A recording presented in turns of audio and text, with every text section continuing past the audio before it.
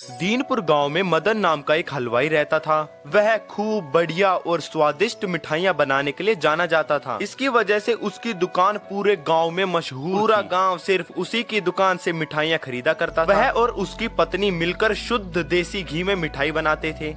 इससे मिठाइयाँ काफी लाजवाब और स्वादिष्ट बना करती थी। हर रोज शाम होते होते उसकी सारी मिठाइयाँ बिक जाया करती थी और वह अच्छा मुनाफा कमा लेता था। मिठाइयों से जैसे ही आमदनी बढ़ने लगी, मदन के मन में और पैसा कमाने का लालच आने लगा। अपने इसी लालच के चलते उसे एक तरकीब सूझी। वह शहर गया और वहाँ से एक टुकड़ा चुंबक का लेकर आ गया और उस टुकड़े को उसने अपने तराजू के नीचे लगाया। इसके बाद एक नया ग्राहक आया जिसने मदन के पास से 1 किलो जलेबी खरीदी। इस बार तराजू में चुंबक लगाने की वजह से मदन को अधिक मुनाफा हुआ। इस तरकीब के बारे में मदन ने अपनी पत्नी को भी बताया, मगर उसकी पत्नी को यह चालाकी बिल्कुल भी अच्छी नहीं लगी। उसने मदन को समझाया और कहा, आपको अपने ग्राहकों के साथ इस तरह की धोखेबाजी नहीं करनी चाहिए। लेकिन मदन ने अपनी पत्नी की बात बिल्कुल भी नहीं सुनी। एक दिन मदन की दुकान पर रवि नाम का एक नया लड़का आया। उसने मदन से 2 किलो जलेबियाँ खरीदी। मदन ने इसे भी चुंबक लगे तराजू से तोलकर जलेबी दे दी। रवि ने जैसे ही जलेबी उठाई, उसे लगा कि जलेबी का वजन 2 किलो से कम है। उसने अपना शक दूर करने के लिए मदन से दोबारा से जलेबी को तोलने के लिए कहा। रवि की बात सुनकर मदन चिढ़ गया। उसने कहा,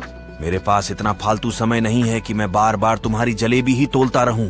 इतना सब सुनने के बाद रवि वहाँ से चला गया। फिर रवि एक दूसरी दुकान पर गया और वहाँ बैठे मिठाई वाले से अपनी जलेबियाँ तोलने के लिए कहा। जब दूसरे दुकानदार ने जलेबी तोली तो जलेबी सिर्फ 1.5 किलो ही निकली। अब उसका शक यकीन में बदल गया था कि मदन मिठाई वाले के तराजू में कुछ तो गड़बड़ है। अब उसने तराजू की गड़बड़ को सबके सामने लाने के लिए खुद एक नया तराजू खरीद लिया और उसे ले जाकर सबके सामने रख दिया। फिर रवि अपने सभी गांव के लोगों का वहां पर इकट्ठा होने का इंतजार करने लगा। जैसे ही लोगों की थोड़ी भीड़ बढ़ने लगी तो उसने गांव के लोगों से कहा, आज मैं आप सभी लोगों को एक जादू दिखाऊंगा। ये जादू देखने के लिए बस आप लोगों को मदन मिठाई वाले से खरीदा गया सामान एक बार इस तराजू में तोलना होगा। तब आप लोग देखेंगे कि कैसे मदन मिठाई वाले के तराजू में तोली गई मिठाइयाँ इस दूसरे तराजू में अपने आप ही कम हो जाती हैं।